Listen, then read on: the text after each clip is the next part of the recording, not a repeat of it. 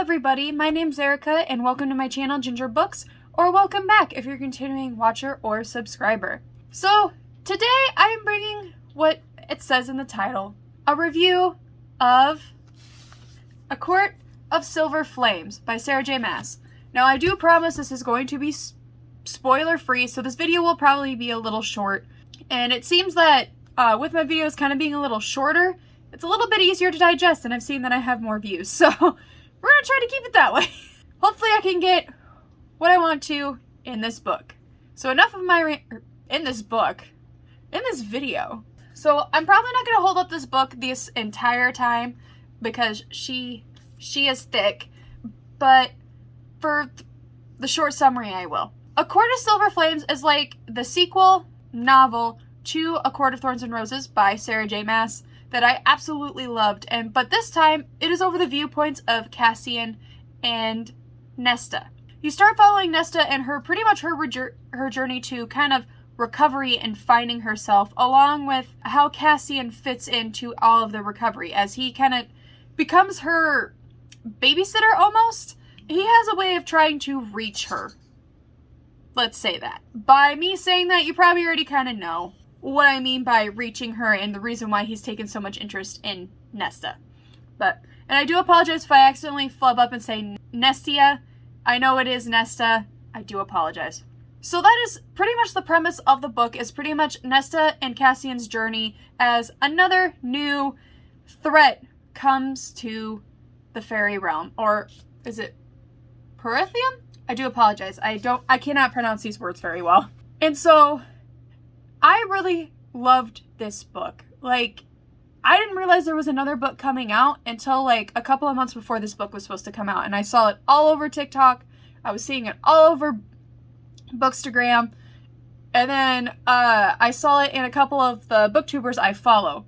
So I was like, oh my goodness. Oh my goodness. And then when she released saying it's going to be from a couple of side characters' point of view, I was like, oh, who could it be?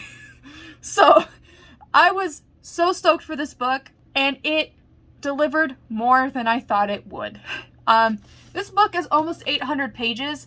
It took me a little bit to get into it, so I guess we'll go into my likes and dislikes. The dislike was it felt very chaotic, and it was going off in different tangents at the beginning.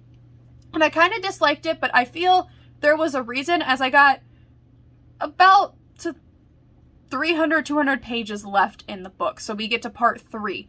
I completely understood, I think, why Maas decided to make it so chaotic at the beginning, because all of these tangents have to come together in a way to form one. She did it so beautifully, how she wove the different points at part 1 of the book at the end. How everything kind of clicks into place. And that's what I love about Maas, because she is so smart and so cunning when she does that, if that's the right word I can use.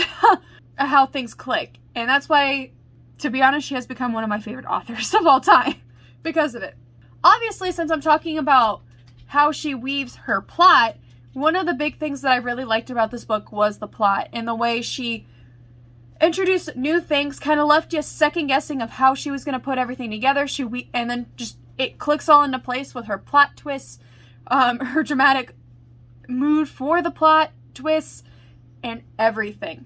I just it's so hard not describing this without spoilers, because there's just certain instances where it was just chef's kiss. So you'll find out. You have to read it. I totally recommend this book. The second thing I really like is the characters.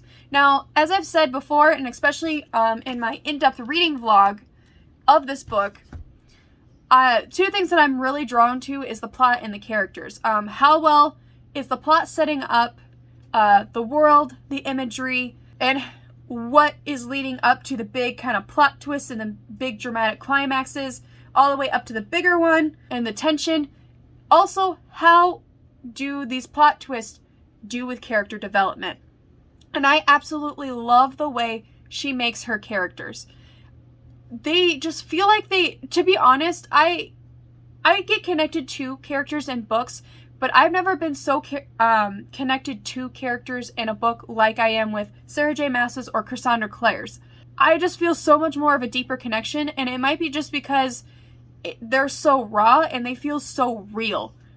And I have to applaud Maas and Cassandra Clare for being able to do that. However, we're not talking about Cassandra Clare, but that was another example. And what felt so real, especially with our main character, is that she gave her kind of almost the same trope as Feyre, but in a way made it so that it wasn't completely like Feyre, but Nesta, and followed her characteristics of her personality. And in my honest opinion, the way she wrote Nesta, I feel so more relatable to Nesta than I do Feyre. Feyre is always going to be queen, but Nesta, I really liked how she portrayed her in this book of, and also how you dive into Nesta's psyche and the reason why she kind of went off the deep end, and how she's been dealing with childhood trauma, all of this stuff. And you start seeing a side of somebody you think is just a cold bitch type of a character and giving her a new spin on it. And I could keep going on and on with Nesta. You just gotta read the book to experience it.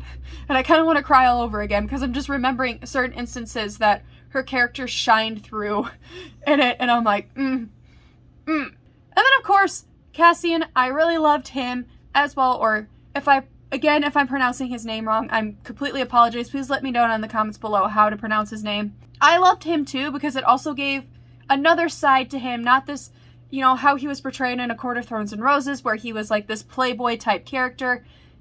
In reality, he really wasn't. And it gave so much more depth to his character as well, and how he deals with things and how he was trying to reach into Nesta and trying to heal her. That was really cool. Third thing that I did like, though, is the imagery. I think she went overboard in such a good way with the imagery here. I mean, this is the same world that we're used to. I mean, we're not being dropped into the same world, but her imagery, it just feels like she finds a new way to describe her landscapes and her setting of her plot to make it feel like you're just looking at it for the first time, and it's beautiful. Beautiful, beautiful. So overall, obviously you know that I have drooled over this book, and it kept me hanging on, especially halfway through part 2 of the book, and definitely in part 3 when everything was starting to build up to that, climax. And I'm just like, I could not get enough of it, and I'm really, really hoping this means that this is going to be more in this series, because I need more. I was left satisfied, but also unsatisfied because I need more. So my rating is obviously a 5 out of 5. If I could rate it any higher, it would definitely be like a 10 out of 5. This book so far is my top favorite of 2021, my number 1. So a lot of other books are going to have very high expectations with this one. Thank you so much for watching. I do apologize if I kind of got a little chaotic in the middle of that, trying to explain things. I am trying to get better at this and trying to do a new kind of way of going about reviews. So thank you so much. If you liked what you saw, please hit that subscribe button and that bell notification. I post every Wednesdays and Saturdays.